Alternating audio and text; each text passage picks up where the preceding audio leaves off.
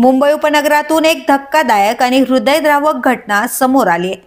44 वर्ष दीपाली योगेश देशमुख या महिला आपल्या पतीसोबत लोकमान्य टिळक टर्मिनस येथून LTT नांदेड स्पेशल एक्सप्रेसने प्रवास करत होत्या। गाडीतून त्याचे सीट क्रमांक 235 वर आरक्षित होते। रात्री साधारणतः 1:30 वाजता गाडी सुमारे कांजूर मार्ग आणि भांडूप रेल्वे स्थानकादरम्यान असताना एका अज्ञात चोरट्याने त्यांच्या हातातील पर्स हिसकावण्याचा प्रयत्न केला। या झटापटीत दीपाली देशमुख गाडीच्या दरवाजातून खाली पडल्या आणि त्यांच्या पाठोपाठ पती योगेश देशमुखही त्यांना वाचवण्यासाठी उतरत असताना खाली पडले।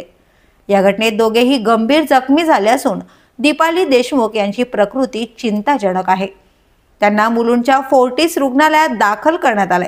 सध्या त्यांच्यावर उपचार सुरू आहेत। या प्रकरणी कुर्ला रेल्वे पोलीस ठाण्यात अज्ञात चोरट्याविरोधात गुन्हा दाखल करण्यात आलाय। गुन्हा क्रमांक 141/2025 कलम 395 34 379 भारतीय दंडविधान अंतर्गत नोंदवण्यात आलाय।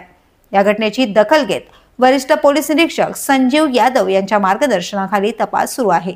तसेच लोहमार्ग पोलीस आयुक्तालयामार्फत गुन्हे शाखेच्या विशेष पथकांची नेमणूक करण्यात आली।